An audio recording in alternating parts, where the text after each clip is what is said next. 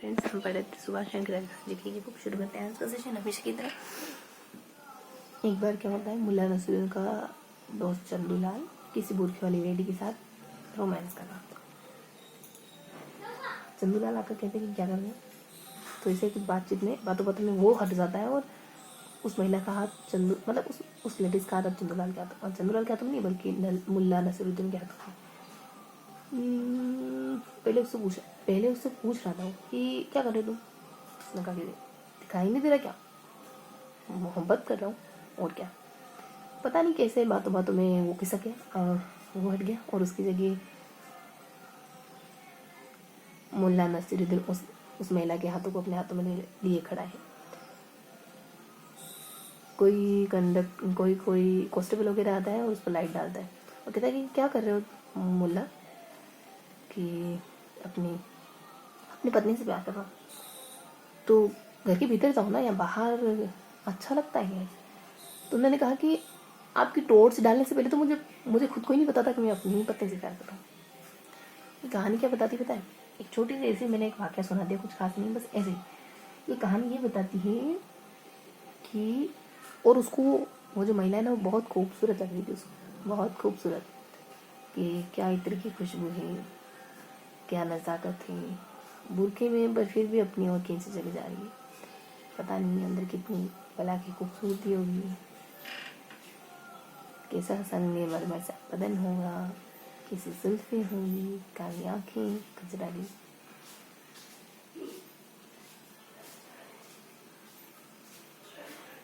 है ना।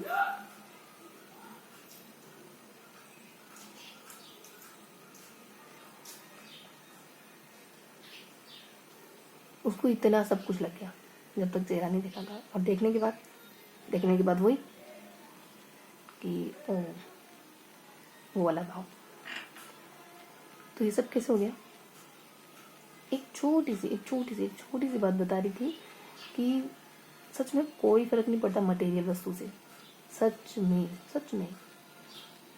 सब कुछ हमारे विचार है, सब कुछ हमारे विचार है। आप क्या सोचते हैं, क्या नहीं सोचते हैं। जिसको खूबसूरत मानते हैं वो अच्छा लगने भी लग जाता है, जिसको नहीं मानते अच्छा होते हुए नहीं लगता है। सब कुछ जो भी आपको दिखाई दे रहा है सब मटेरियलिस्टिक है। सबके पीछे आपका मन है, आपका दिल है, आपका दिमाग है। आप हो सबके पीछे, बस आपकी आंखें हैं। मुझसे पूछा मजनू से, क्या है लीला में, कुछ नहीं है उसमें। तो उसने कहा कि शायद आप सही कह रहे हो, कुछ नहीं है लीला में, काली कली थी, ये सामने वाली बात। मजनू ने कहा कि नहीं देख पाएंगे आप, लीला को देखने के लिए मजनू की आंखें चाहिए होती। मुझे लीला के सिवा कोई खूबसूरत लगा ही नहीं आज तक। लाख खूबसूरत युवतियां दिखा दिया आप मुझे, मेरी लीला से बढ़ के कोई नहीं। शुरू करते हैं आज का सेशन।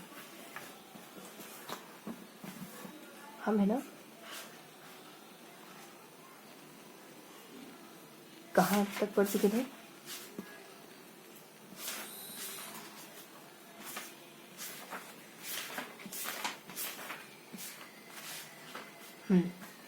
वायु शोषण और शोषण मंत्र पढ़ेंगे, पौधों में शोषण पढ़ेंगे, शोषण गुणांक पढ़ेंगे और वायु शोषण पढ़ेंगे। अरे कुल मिला के ये पढ़ना, फटाफट से कंप्लीट करेंगे।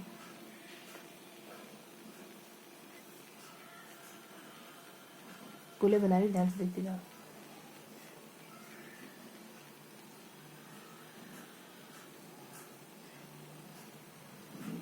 उनको A K M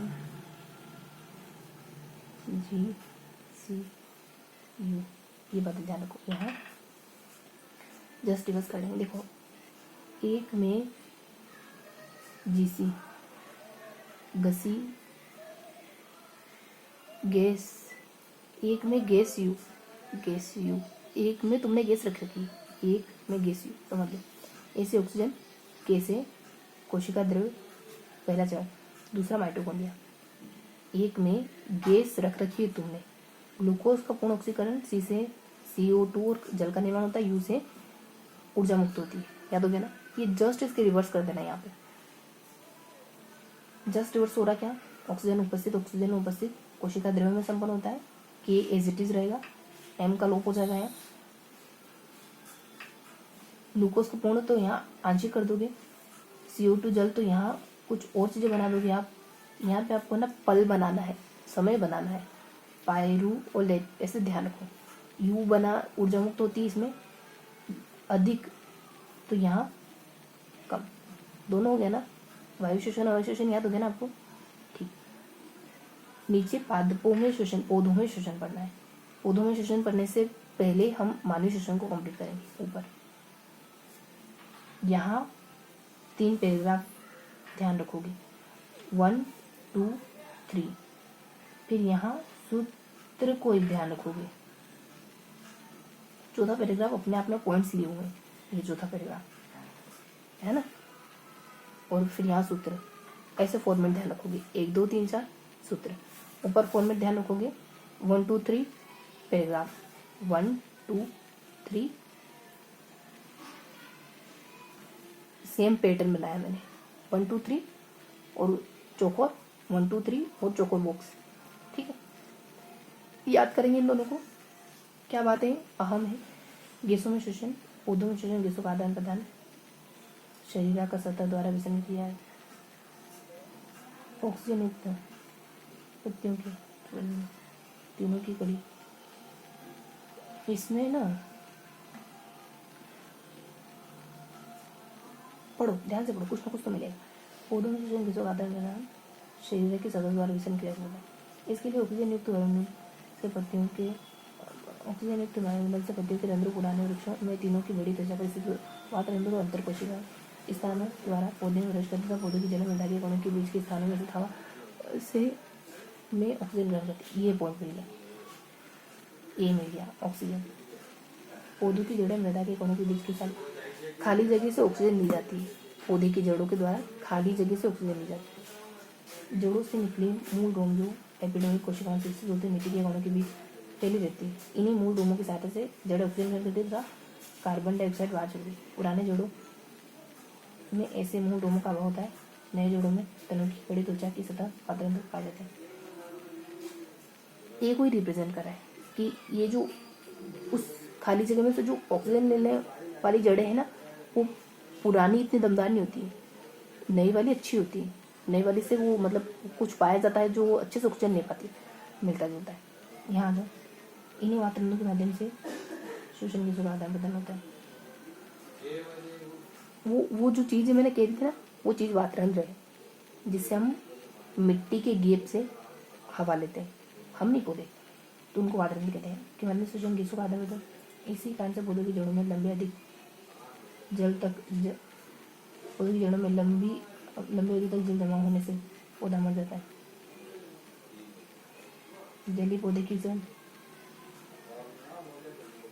द्वारा जल से ऑक्सीजन ग्रहण कर लेते हैं तथा शोषण पौधों गैस के विनिमय की क्रिया विधि सारी पौधों के आदान प्रदान की दिशा क्या व्यक्ता पर्यावरण प्रतिध्वनि शोषण CO2 गैस का प्रयोग पौधे अतः CO2 की जगह ऑक्सीजन रंध्रों से निकलती है की जगह CO2 गैस की जगह ऑक्सीजन रंध्रों से निकलती। कब? दिन में। इसका उपयोग पौधे प्रकाशन की क्रिया करते हैं। अतः CO2 गैस की जगह ऑक्सीजन रात्रि में चूंकि प्रकाश संश्लेषण की वजह से पूरी जाती है तो श्वसन से CO2 गैस रंध्रों से बाहर निकल जाती है। यहाँ पौधे को पानी में नहीं रखना चाहिए ज़्यादा। ये असल मायने में बताऊँ तो इन तीनों पौधों में ऐसा बहुत ज़्यादा ध्यान रखने वाली बात कुछ भी नहीं। पहले मैं कहा कि हम सांस, पौधों की सांस लेने की प्रोसेस बता रखी है यहाँ से लगाकर यहाँ तक। पौधों के शोषण की क्रिया जंतुओं के शोषण से भिन्न होती है। पौधों के प्रत्येक भाग अर्थात जड़, तना, पत्ती में अलग अलग शोषण होता है। ये नहीं और अच्छी बात है। जंतुओं की तरह पौधों में शोषण गैसों का परिवहन नहीं होता है। पौधों में शोषण गैसों परिवहन नहीं होता है। एक जगह ली तो वो दूसरे को नहीं पहुँचाएगी, दूसरा भी खुद से ले सकता है। पौधों में जंतुओं के विशेष शोषण की गति नहीं, धीरे लेते हैं, इनको कोई जल्दी नहीं क्योंकि सब अपना काम खुद कर रहे हैं। तो ये सारी बातें नहीं। देखो हमको मिला कुछ भी नहीं यहाँ, असल मायनों में इन चारों कोण में कुछ भी नहीं है। ऐसा कोई टेक्निकल शब्द है जिसको अपने को याद रखना है? एपिडमी कोशिकाओं से विकसित होती है, चली होती है, याद रखना चाहो तो नहीं, कुछ भी नहीं। ये बोलो श्वसन गुणांक, श्वसन क्रिया से निकली हुई CO2 तथा अवशोषित O2 के अनुपात को श्वसन गुणांक कहते हैं। श्वसन गुणांक का सिंपल सा मतलब है आपने कितना लिया कितना छोड़ा, पौधों की बात हो रही है, पौधों कितने ने कितना छोड़ा, इसका शायद रेशियो होता होगा, अनुपात। ठीक कि आपने आज ऑक्सीजन मतलब ली कितनी छोड़ कितनी, इन दोनों का रेशियो। शर्करा के लिए श्वसन गुणांक का मान 1 होता है और प्रोटीन वसा के लिए 1 से कम होता है का मापन गेनोम श्वसन होता है। तो ये टेक्निकल टर्म है पहले में। दूसरे में श्वसन क्रिया प्रयोग करने का कारक श्वसन क्रिया प्रयोग करने का कारक है कार्बन डाइऑक्साइड। CO2 की मात्रा बढ़ने पर श्वसन दर कम हो जाती है, प्रकाश की वजह से श्वसन दर बढ़ जाती है। ऑक्सीजन की मात्रा घटने पर बढ़ने पर तो ऑक्सीजन का तो पीछे श्वसन दर पर कोई प्रभाव नहीं। तो यहाँ टेक्निकल बात है, दो कुछ यहाँ कुछ यहाँ, वो जो 1 2 3 है वो नीचे और यहाँ ऐसे लाइन से है ना, ऐसे ऐसे से फिर ऐसे में कि CO2 होती है तो मात्रा बढ़ने पर कम। CO2 वैसे भी कार्बन डाइऑक्साइड है ना तो कम है, ऑक्सीजन से कोई फर्क नहीं पड़ता, बीच में लाइट प्रकाश दर बढ़ जाती है और कम बढ़ना, फिर ऐसा कर लो कम बढ़ना कर लो, कम बढ़ना और कुछ फर्क नहीं पड़ता, समझ गए ना, कम बढ़ना और कुछ फर्क नहीं पड़ता। सामने क्या तो समझ गए ना, कार्बन डाइऑक्साइड और प्रकाश और ऑक्सीजन हो गया। ये तो ऐसे हो गया। अब ऐसे भी पॉइंट है तो यहाँ है ना, एक से ज़्यादा, एक से कम ऐसे करिए तो प्रोटीन का 1 से कम ही आता है, शक्कर के लिए 1 से ज़्यादा होता, शक्कर का मान 1 से हाई है, शक्कर हाई, बाकी प्रोटीन कम है ना, वसा प्रोटीन कम और श्वसन काफी गेनोम। तो ये पता चलेगा ना, ऐसे ये नया अभियान है।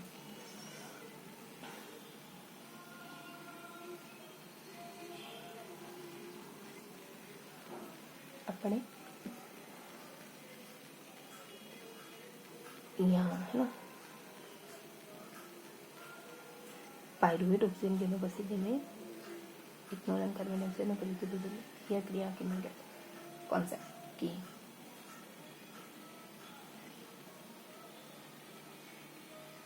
ऑक्सीजन के अभाव में मांसपेशियों में पायरुवेट से लैक्टिक अम्ल का निर्माण होता है।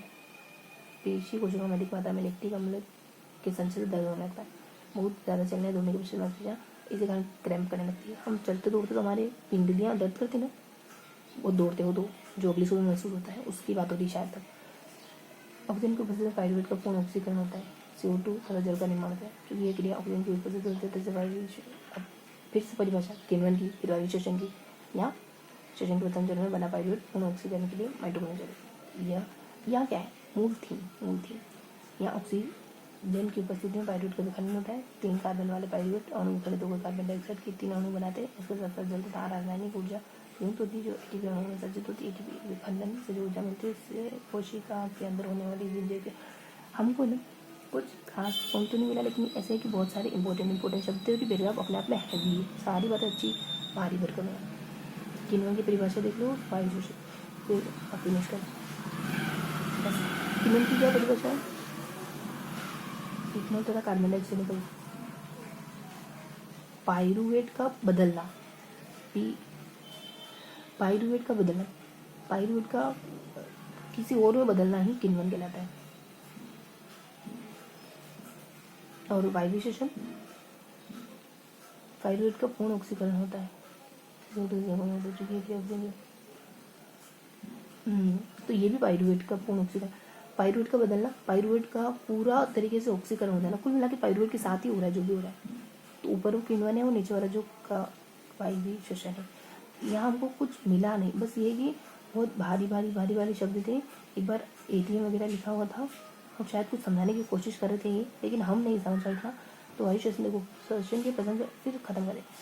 पहले चरण में बना पायरुवेट पूर्ण ऑक्सीकरण के लिए माइटोकॉन्ड्रिया चला जाता है, ठीक है। और यहाँ ऑक्सीजन की उपस्थिति में पायरुवेट का विखंडन होता है। 3 कार्बन वाले पाइरुवेट अणु विखंडित होकर कार्बन डाइऑक्साइड के 3 अणु बनाते हैं। इसके साथ जल तथा रासायनिक ऊर्जा भी मुक्त होती है। तो पाइरुवेट जो कैसे कैसे टूटता है, कैसे मतलब पाइरुवेट का पाचन कैसे होता है, डाइजेशन कैसे करते हैं अपन पाइरुवेट को, शायद वो बता रहा था। ऊर्जा भी मुक्त होती है। एटीपी पाइरुवेट कोई खाने का पदार्थ नहीं, ऐसा लग रहा है। तो होती है जो एटीपी हार्मोन संचित होती है। एटीपी को विखंडन से ऊर्जा मिलती है। इसमें कोशिका के अंदर होने वाली ईंधन, ये ध्यान रखो, ऑक्सीकरण के लिए माइटोकॉन्ड्रिया में होता है। एम ध्यान रखो, बस खत्म, बस खत्म। दोहरा तो अब दोहराते हैं ना, यहाँ कुछ बड़ा, यहाँ कुछ बड़ा, बीच में कुछ बड़ा। ट्रिक पड़ी थी के एम के करके, यहाँ कुछ खास नहीं आया था, फिर हमने सूत्र पढ़ लिया था और दो तो ये तो हो गया नीचे वाला। ऊपर वाला पॉइंट है ये माइट्रो को, यहाँ माइट बहुत किण्वन वायुविशेषण और माइटोकॉन्ड्रिया चला जाता है। बहुत छोटी छोटी बातें, इसमें ट्रिक ध्यान नहीं है, बाकी सब ध्यान है। एक में गैस रख रखी तुमने,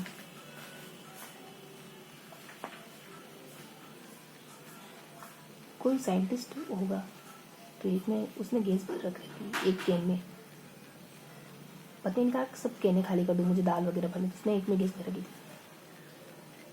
शब्द तो जानते हो ना इनसे क्या है, ऑक्सीकरण, कहाँ से पता नहीं क्या है। इन शब्दों को भी देख लेते एक बार। देखो कैसे कोशिका द्रव्य माइटोकॉन्ड्रिया, ठीक है, जिसे ग्लूकोज और ऑक्सीजन हो गया, ठीक है, तो जो उसे वो ऊर्जा अधिक होती है इसमें, और ए से अपने ऑक्सीजन, हाँ तो पढ़ लिया ना अपने अच्छे से प्यार से। तो ये अपने कंप्लीट आ, बीच वाला ऊपर नीचे, एक में गैस रख रखी है ना, नीचे आते हैं जिसमें सब सिंपल सी बातें, यहाँ सूत्र है और नीचे हमने कहा कि ऐसे ऐसे से फिर ऐसे ऐसे सूत्र के नीचे, यहाँ हमने किन क के बारे में, एम के बारे में, बस दो बार हो गया। यहाँ हमने वायु अवयव में अंतर पड़ा, पौधों में पूरे शोषण को पढ़ा, और ऊपर जो है वो हमने मतलब अपन ऐसे नहीं दोहराएंगे, ऐसे दोहराएंगे जिसे हमने पढ़ा। यहाँ हमने पॉइंट्स पढ़े तो कुछ भी मतलब नहीं, सूत्र पढ़ा, फिर ऐसे ऐसे ऐसे, फिर ऐसे ऐसे ऐसे। यहाँ किण्वन, वायु शोषण और माइटोकॉन्ड्रिया।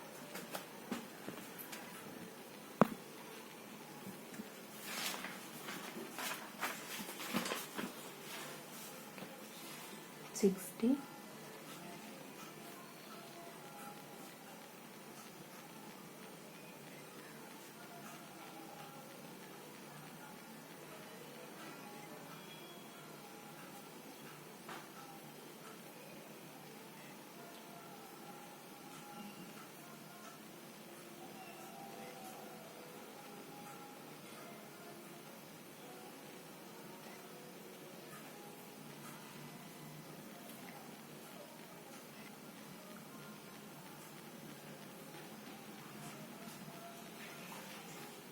समझ गए।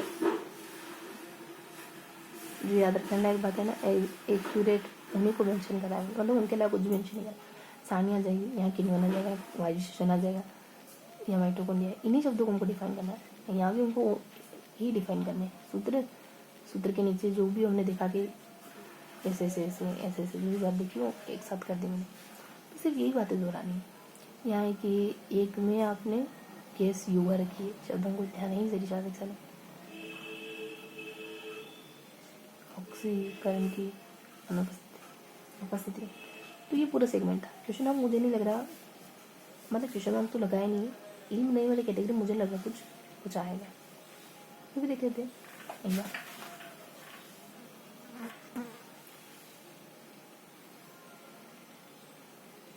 ये था पूरा सेशन, मिलते हैं इसी की अगले सेशन में, तब तक के लिए जय हिंद।